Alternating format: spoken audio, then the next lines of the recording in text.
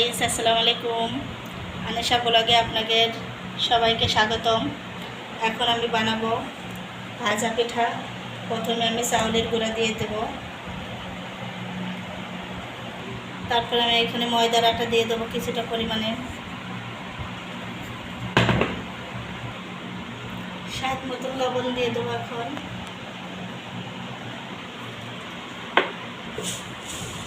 এখন পরিমাণ মতন চিনি দিয়ে দেবো।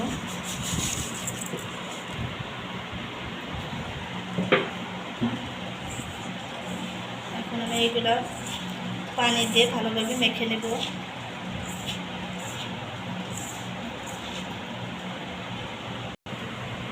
এখন আমি পরিমাণ মতন কুসুম গরম পানি দিয়ে আটাটা মেখে নেব।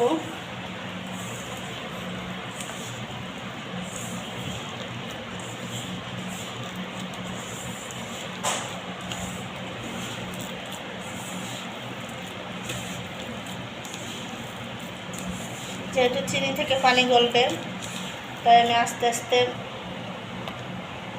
পানি দেব।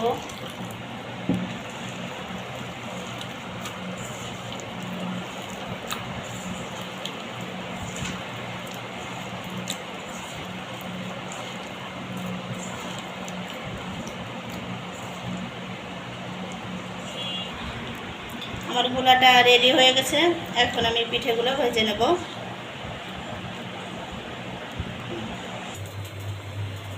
আমি চুলাইতে কড়াইটা বসিয়ে দিয়েছি। এখন আমি তেলটা দিয়ে দেব।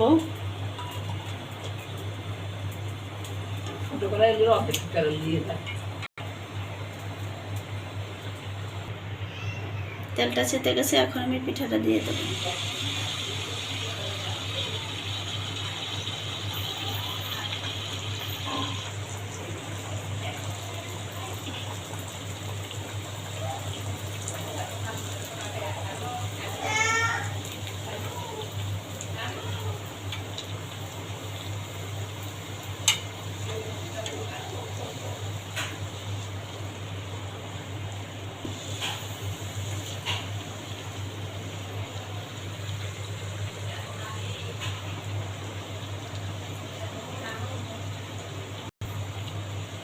দেখতেই পারছেন পিঠাটা কতটা ফুলে হয়ে গেছে। আর ভাজা পিঠা যতটা ফুলবে ততটাই কিন্তু ভালো হয়, না ফুললে পিঠাটা অতটা মজা লাগে না। আর প্রথমবারই পিঠাটা অনেক ফুলে গেছে।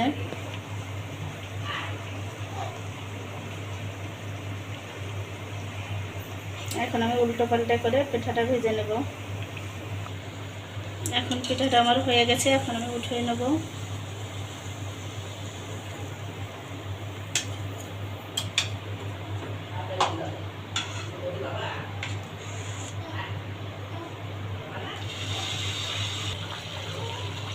এরকমভাবে আমি একে একে সব পিঠাগুলো বানিয়ে নেব।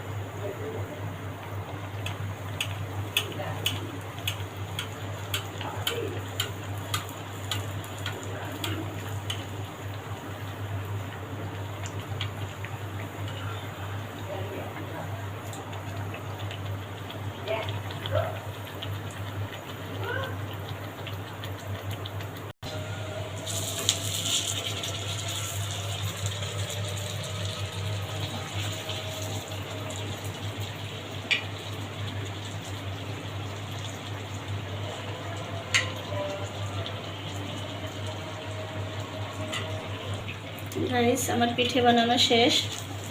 এখন সবগুলো পিঠা করব। দেখতেই পারছেন পিঠাগুলো কতটা সুন্দর হয়েছে। তো বিকেলের নাস্তায় কে কে খেয়েছেন তা কমেন্টে জানাবেন। একটা লাইক, কমেন্ট আর একটা ফলো দিয়ে পাশে থাকবেন। আল্লাহ হাফেজ।